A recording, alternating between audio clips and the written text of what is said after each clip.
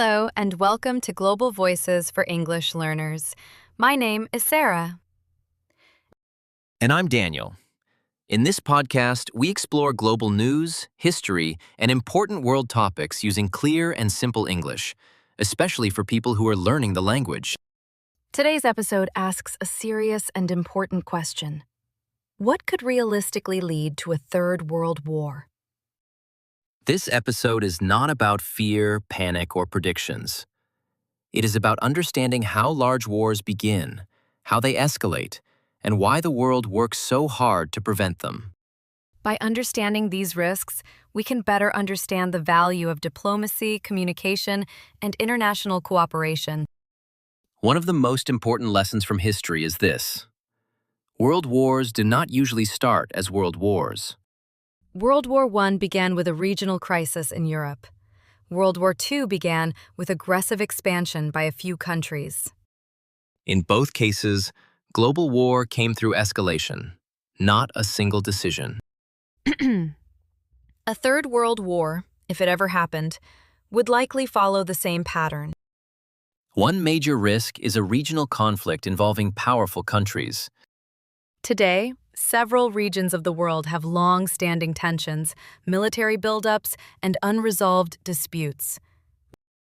When armed forces from different major powers operate close to each other, the risk of accidental confrontation increases. A small incident can quickly become a larger crisis. Another key factor is alliances. Many countries are part of military or political alliances that promise mutual defense. This means that if one country is attacked, others may feel obligated to respond. A conflict between two countries can quickly pull many others into the fight. Miscalculation is one of the most dangerous risks. Not all wars begin because leaders want war. Sometimes wars begin because leaders misunderstand each other's actions or intentions. A military exercise may look like preparation for an attack. A missile test may look like a threat. When trust is low, mistakes become more dangerous. Modern warfare adds new layers of risk. Cyber attacks can disrupt electricity, hospitals, transportation, and communication systems. These attacks can cause real damage without a single shot being fired. The problem is that cyber attacks are hard to trace. A country might respond before knowing who is truly responsible. The breakdown of diplomacy is another serious warning sign. When countries stop talking, remove ambassadors, or abandon treaties, misunderstandings grow.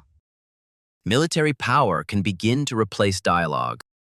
History shows that silence between rivals is often more dangerous than open disagreement. Nuclear weapons make global conflict especially dangerous. These weapons were designed to prevent war through fear of mutual destruction. But deterrence only works when communication is clear and decisions are rational. If leaders believe a nuclear attack is coming, they may feel pressure to strike first.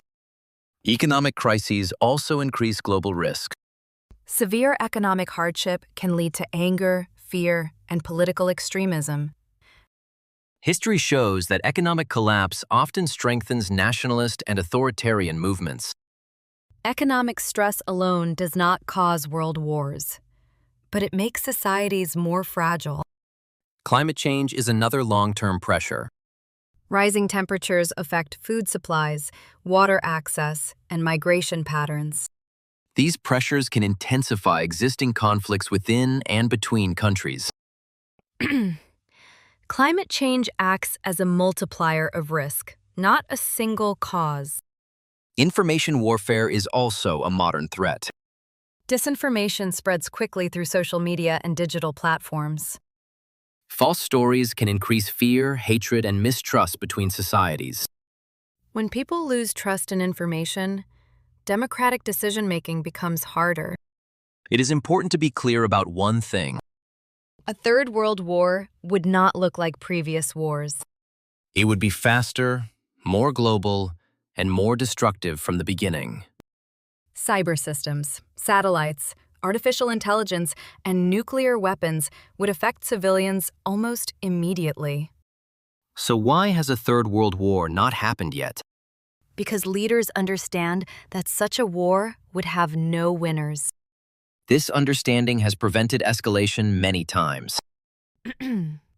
Diplomacy, treaties, and international institutions still matter. History also teaches us that wars are often avoided quietly.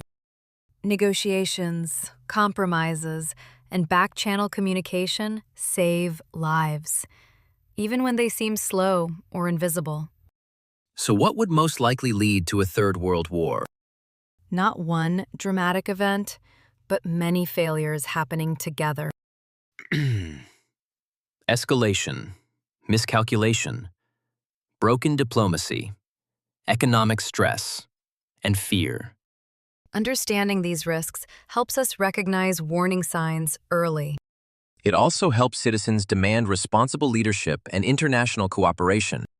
Before we finish, we'd like to hear from you. Where are you listening from? How are global tensions discussed in your country? If you can, write your comment in English to practice. Different opinions are welcome. We only ask for respect. Thank you for listening to Global Voices for English Learners. Keep learning, stay curious, and we'll see you in the next episode.